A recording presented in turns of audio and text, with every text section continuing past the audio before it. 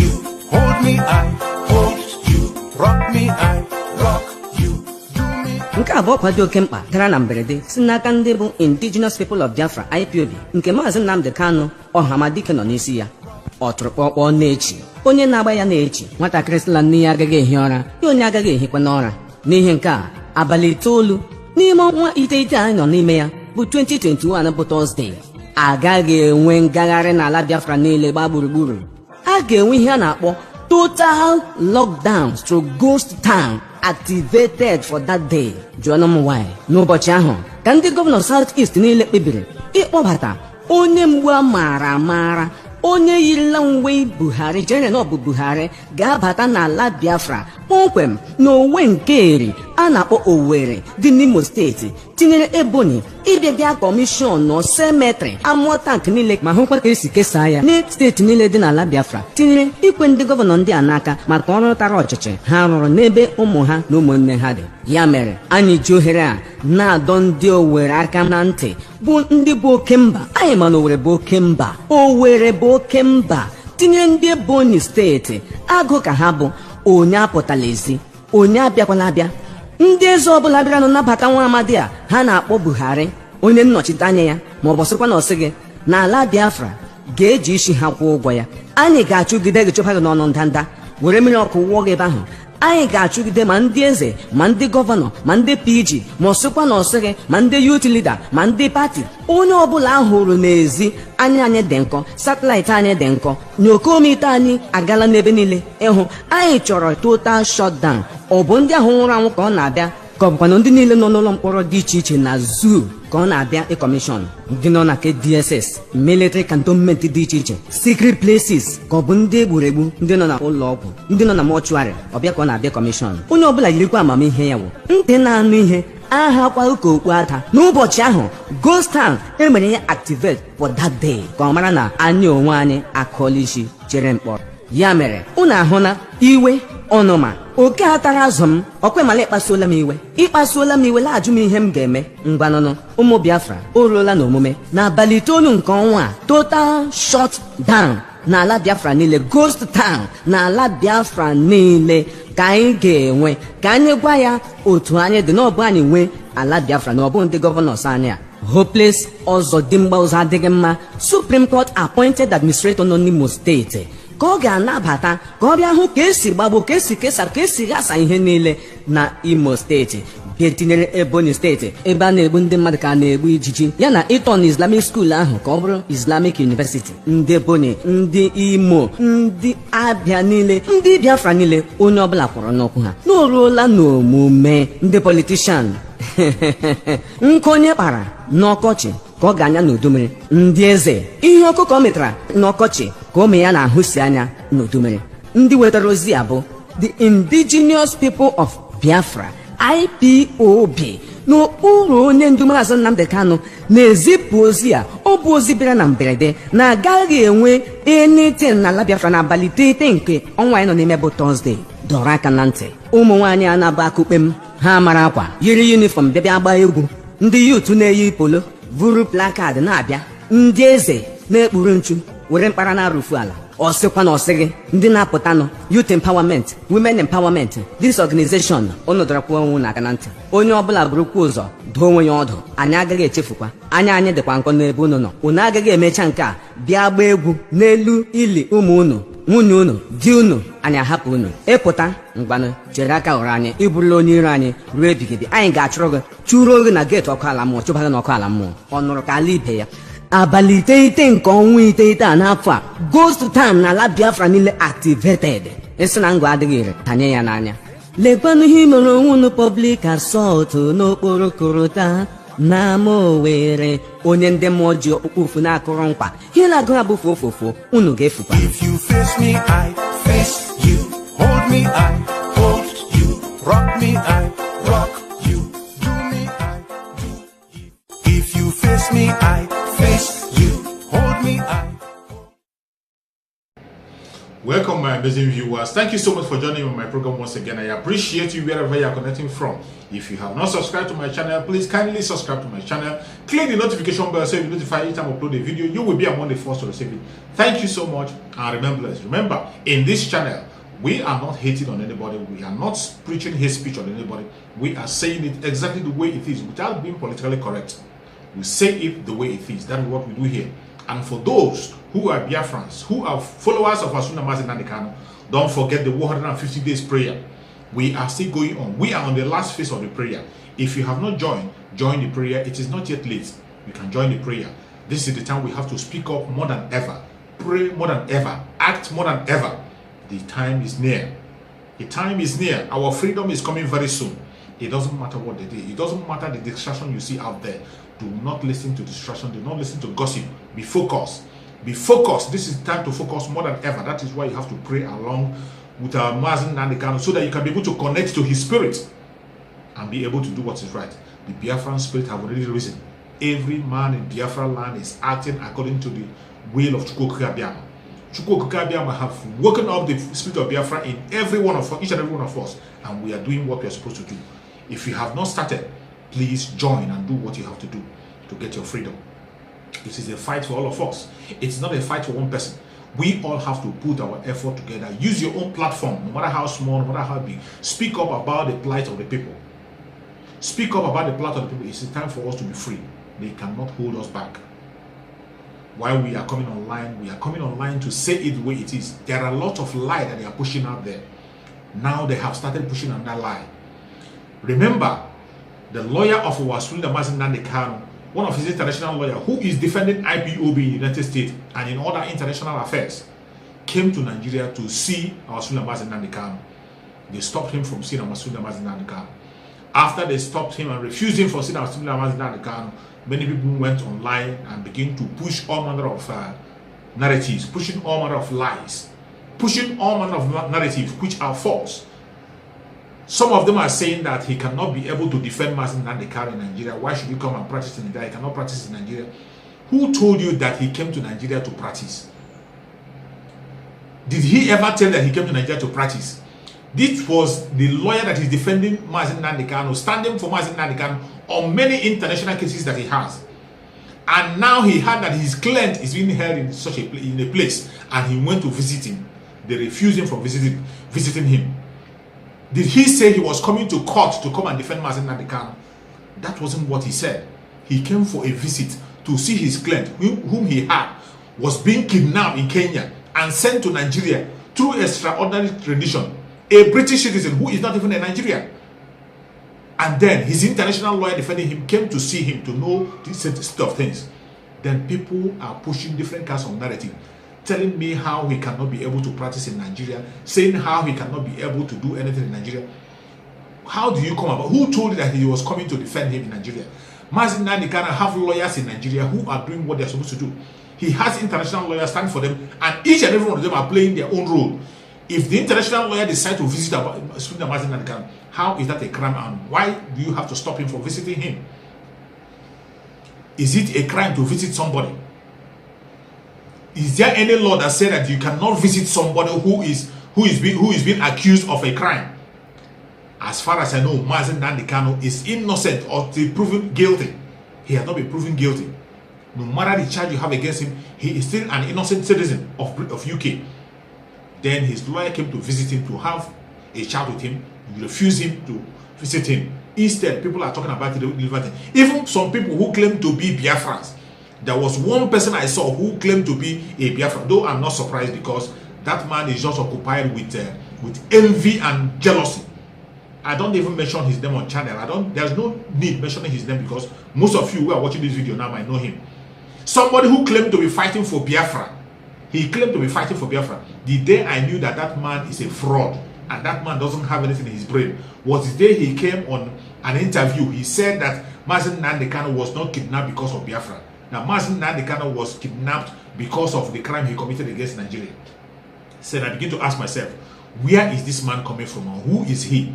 And what kind of brain did he have in him? If somebody can say that, then what else can he not say? That same man has come out today to begin to tell us how the lawyer of Asuna Mazina, the international lawyer of Asuna Mazina, cannot be able to visit him in DSS, giving us reason why he cannot be able to visit him. What does he have to offer? These are people who say they are fighting for Biafra. Mazin Nnamdi Kanu, you people, through your wickedness and your connivance, have been taken away now. He is with DSS. What are you now doing to achieve Biafra? Instead of you keeping yourself busy, telling us the agenda you have, what is your own agenda, what is your own strategies that you are using to get Biafra, you don't have any strategy. Your own strategy is to fight against Mazin Nnamdi Kanu, who is genuinely doing something visible that we can all see. The lawyer of Mazin Nnamdi Kanu never said he came to Nigeria to defend him. He came to visit him, to have a chat with him. I would like to hear from the lawyer of Mazin Nnamdi Kanu once again what he has to say. Maybe from what he has said, you can now get the understanding of the reason why he came to Nigeria. Them not allowing him to visit Mazin Nnamdi Kanu, you will see the implication he has on Nigerian government. Watch. Based upon today's meeting that Ejiofor had with Mazin Nnamdi Kanu, I am his international lawyer and international spokesperson. And I will be pursuing all international diplomatic and political platforms to see that justice is done, that fundamental norms of law are complied with. Among other institutions I plan to visit, there's an international working group on arbitrary detention that sits in Geneva. It's an arm of the United Nations Human Rights Council. There's the International Court of Justice, the International Criminal Court that entertains accusations of crimes against humanity, violating the Genocide Convention. There's also the United Nations Security Council, which you may recall has established separate courts in instances where it's thought necessary because domestic courts are insufficient to prosecute cases of genocide or crimes against humanity. Most recently, you may recall, the special court established to try Serbian leader Slobodan Milosevic for genocide, amongst other Serbs, relating to the Serbian War. We will also be approaching the United States Congress, which obviously has an interest in Nigeria. It's the most populous and perhaps the wealthiest country potentially in all of Africa. And it will be of major concern of the Congress of the United States that there be stable rule of law here, democracy can flourish, and that religious tolerance is accepted. You know that recently it was recommended that Nigeria be placed on the highest tier of concern by the International Commission on International Religious Freedom because of the seeming persecution of those of Christian affiliation, which includes a large majority of Biafrans. So we intend to pursue all of these legitimate platforms in the international community to make it clear that anything that transpires regarding the Nnamdi Kanu case will be fully in the sunshine. It will not be clouded. After hearing from the lawyer himself, Bufen, you can now see his reason of coming to Nigeria. And as he's going back without seeing Mazin Nnamdi Kanu, he is going back with information. He has seen with his own eye the way they treat people in Nigeria, the way they deny people their right in Nigeria. He has seen it. You know, when you complain, when we speak online about the human rights abuse in Nigeria, the impunity that Nigeria is connected, the disobedient in Nigeria, that they are not obeying even their own law, they don't obey it. People don't believe it. A foreigner might think that we are making it up. Now, he has witnessed it by his own self. It's left for him now to go, just as he has said, to tell the international community what he has seen in Nigeria. And believe you me, Nigeria don't know what they are in for not allowing that man to see Mazin Nnamdi Kanu, to have a chat with Mazin Nnamdi Kanu. It's a strong indictment of Nigeria, and Nigeria will pay dearly for that. Let me say, Biafra is willing. Biafrans are not stupid. Biafrans are willing, and Chukwu Okike Abiama is working with Biafrans. Everything that happened for a reason. Whatever happens in this struggle of Biafra happened for a reason. That is why I say, people, don't bother yourself about what they are saying and what they are doing out there. Chukwu Okike Abiama is in control. When our brother Simon Ekpa said that Biafra's struggle is on autopilot, people don't understand. When you see things happening on daily basis, the way they happen and the way they unfold, now you begin to understand what our brother meant by autopilot. A lot of things will be happening, even without our knowing. People will be pushing buttons that they do not know about. Even our enemies will push buttons that are going to free us from that very contraption. That is why we have to continue praying and do what we are supposed to do. Do not relent in your effort. It doesn't matter what they say. It doesn't matter what they do. They will come with different kinds of propaganda. Do not listen to them. You can see Igbo. Igbo is still in prison in Benin Republic. They are holding Igbo in prison in Benin Republic. And believe you me, the political elites in the southwestern part of the country are involved in that very issue. You heard that when they caught Igbo, Oni of Ife went to visit. Obasanjo went to Benin Republic. Many other politicians went to the Republic. What did they go to do? What were they trooping to Benin Republic to go to do? When Sunday Igbo has not committed any crime in Benin Republic. And the most painful thing about the detention of Sunday Igbo in Benin Republic is that many things are being hidden in secrecy. Even his own lawyers are not telling the truth. I sense betrayal in the detention of Sunday Igbo in Benin Republic. He has not committed any crime. If you said he committed any crime, why wouldn't the lawyer come out open and tell us what crime has Sunday Igbo committed in Benin Republic that will make them to hold him up till now? You can see from the voice note that Sunday Igbo released from that very prison that is going viral, people are watching. From what he said in the voice note that he has accepted his fate, it is very clear that he is being betrayed. He is being betrayed. Even people that pushed him out to travel out and go for exile, they were the people that captured him in Benin Republic, and they are making sure that he's not being released in Benin Republic. He has not committed any crime against Benin Republic. The least Benin Republic was supposed to do, if they were a responsible country, if it were to be a sensible country. I know African countries are all the same. Bunch of idiots, bunch of criminals. That's what they are. If Benin Republic were to be a sensible country, what they would have done is allow him to proceed on his journey, go to Germany where he's going. And that is it. First of all, they were telling us that his detention was for his own benefit, to protect him. Protect him from who? Protect him from who? May Shukwu continue to guide and protect. These people don't mean us well. They don't mean us well, and that is why we must not relent in our effort. We must not relent. The Fulani Janjaweed are bent on killing everybody in the southern part of Nigeria and take up the land. That is their plan. That is the only plan. They want to destroy the southern part of Nigeria and take the land by force. You can see the grazing route, the ban on open grazing. You can see the trouble that is created already. Ban of open grazing that was placed by southern governors. The government is still imposing open grazing by force, telling that they are going, even united a community to go and be able to recover all their routes, old grazing routes. We don't have grazing routes in the southern part of Nigeria. So why are you involving us in your discussion of open grazing? All of them are raising hell. Mieti Allah, which is a terrorist organization, is raising hell. They will never address the right issue. They are always pressing it down, telling lies from all angles. You see Sheikh Gumi. Sheikh Gumi is meeting the terrorists on daily basis. Meeting terrorists, he knows their hideout. They will never go after them. They will never kill the terrorists, but instead, they are killing the Southerners who are speaking up for their people. Who are speaking up for their people. Recently, Sheikh Gumi is coming out to make bold and tell us that we cannot be able to take out the herdsmen. Making bold that it is a compulsory. Making bold that it is compulsory that we must accept these killer headers. Sheikh Gumi is coming openly to say it. Threatening the whole country. And when he made this threat, he has made it several times and nothing is being said. I want you to watch video. Watch this video and see what Sheikh Gumi is saying. The herdsmen, they are going nowhere.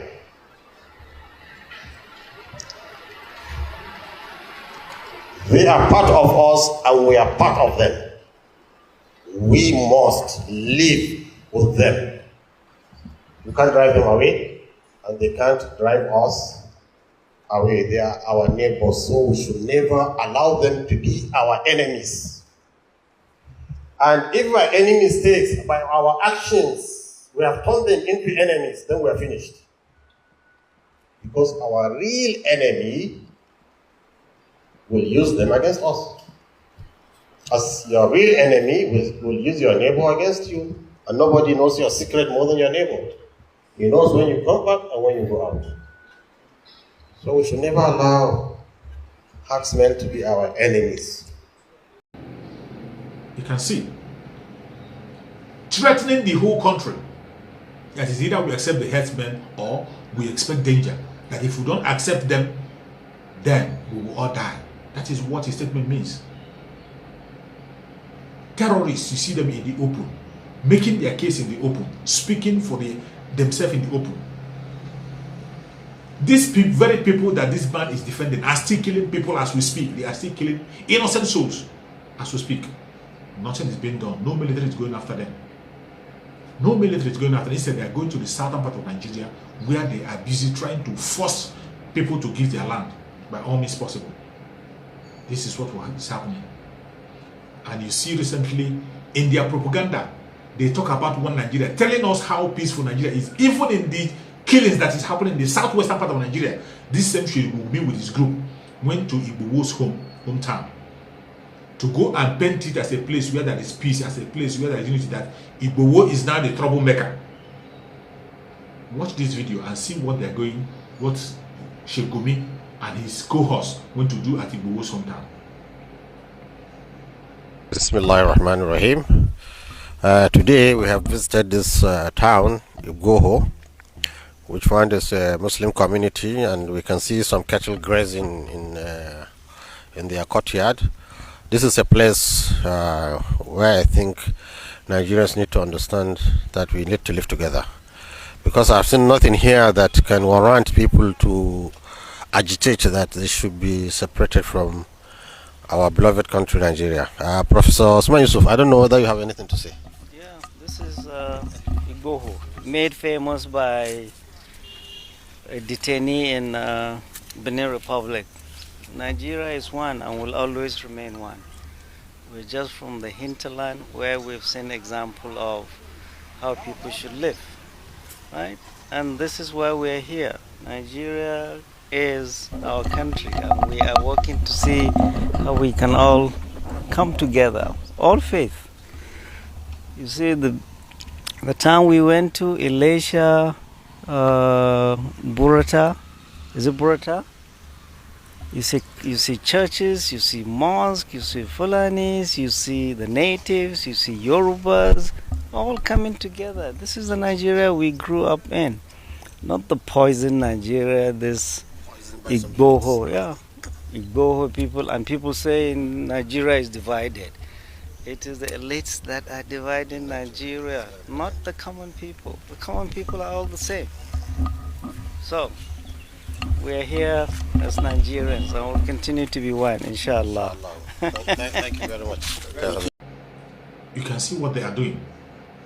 The funniest thing is that these people went to this Igbo's town. When they went to, instead of interviewing people, they are showing us a signboard where it was written One Nigeria. They are talking to a signboard instead of telling us the real thing that is happening. In this same Igbo hometown, in Barapa, where they killed the person, they are not talking about Wakili. You all know about Wakili, how many people have killed, which the governor himself wasn't able to drive away. Igbo drove him away. Wakili, who had kidnapped people, killed people. It was because of Igbo that Wakili was captured. And that was why they want to kill Igbo, because he captured one of the terrorists. These same people who are portraying Igbo's town as a peaceful place, that Igbo is a troublemaker, are not telling us that some people, some Yorubas are in Benin Republic today as refugees. They are not showing it. Yorubas in Benin Republic, they are refugees in Benin Republic.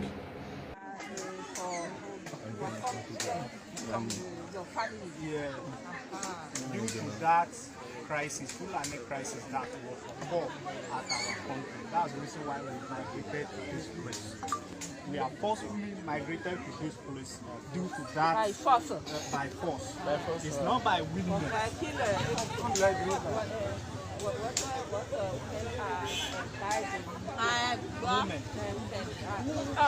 Man or women. How much of man or women? Only you. Are dying here. Both the women and men migrated from that area. No. How much? Died. But say how many people they kill there? There are few many people. But that our many people. Many people have lost their lives.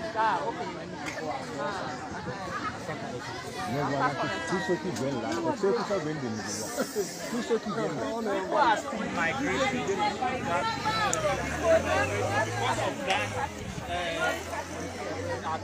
At Modu and all other areas. What happened? What happened? It's because of the Fulani crisis. Fulani, they are killing the people anyhow. They are killing the people. Anyhow. They will move from any village, from one village to another. They will migrate from one place to another. They just keep people. That's the reason why the people are scared. They move down to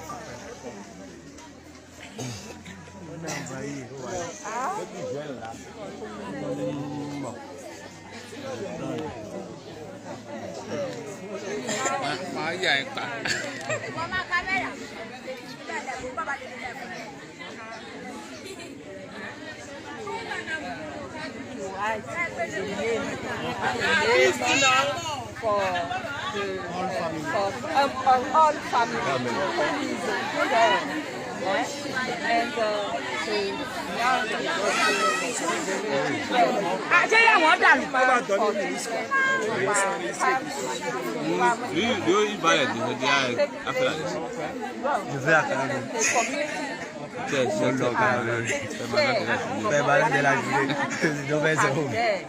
And are you understand? And when you are coming here, you ask for you can speak for the committee. Yeah, you know that you understand. Take the place one committee and take care of the people who come to the village and take it like here. Are you understand? Le voilà. And the women, 5 persons in the community. 5 persons in the community. The young, the women, the man, and the young group. Shekumi and Co. did not go there to interview them. They did not go to find out. What they are going out to show us a signboard portraying it to be peaceful. What a joke. And some people are still buying into this their joke. Some people are buying into it and listening to these demons. There is nothing like one Nigeria. Nigeria have ended long ago. It is time we move on. It is time people have to move on. Move on. Our schooling that Mazi Nnamdi Kanu has made this revelation since 2015. Telling us what is about to happen, and today they are here forcing everybody out of their home and their land, trying to capture land, trying to take land by all means possible. And you people think it's a joke. Some people in the south are still playing along. Well, continue to play along, you pay with your own life. Mazi Nnamdi Kanu has done what he has to do for you and I.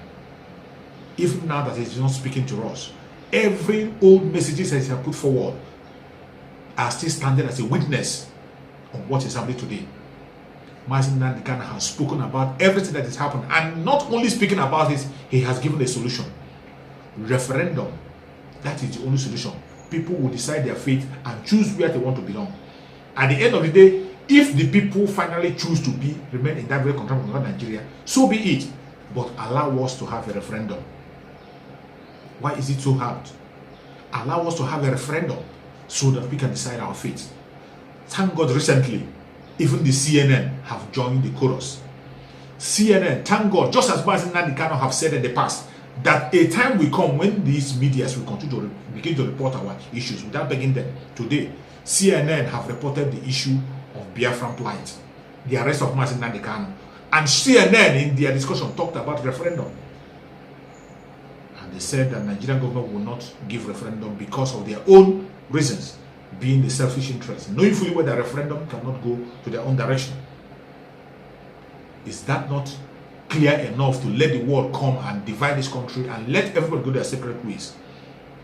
Mazi Nnamdi Kanu have done a great job for the southeastern part of Nigeria, has done a great job for the southern part of Nigeria, and for every indigenous tribe in Nigeria. We owe Mazi Nnamdi Kanu a lot. That is why we have to speak up for his immediate release, unconditional release, as soon as possible.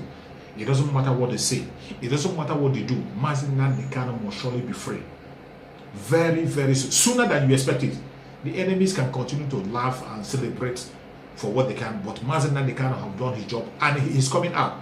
He is on a special assignment that has been given to him by Chukwu Abiyama. He wasn't just kidnapped. Mazi Nnamdi Kanu knew what was coming.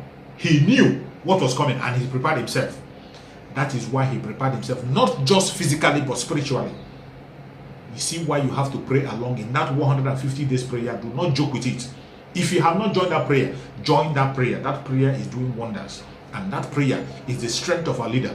Very, very soon, he's coming out to us. It doesn't matter what they say. It doesn't matter what they do. Mazi Nnamdi Kanu will join us very soon. May Chukwu Abiyama continue to guide and protect us under Mazi Nnamdi Kanu. May Chukwu Abiyama continue to strengthen us under Mazi Nnamdi Kanu. May Chukwu Abiyama give us under Mazi Nnamdi Kanu good health. Strengthen him. Send his angel to continue to give information to him. Give him more revelation so that he can send to us, and we will march into Biafra land with him very soon. No man born of a woman will stop our soon leader Mazi Nnamdi Kanu from taking us to Biafra. He is on a special assignment, ordained by Chukwu Abiyama himself. We shall all be free. It doesn't matter what they do. They will kill us. We will kill them. At the end, Biafra will come. Oduduwa will be free. Every indigenous tribe in the continental called Nigeria will be free. And that is our hope. Very soon we'll go to Biafra and we'll sing the national anthem of Biafra in a land flowing with milk and honey. Thank you so much for watching wherever you are watching from. And remember, guys, bye-bye. See you again on the next video.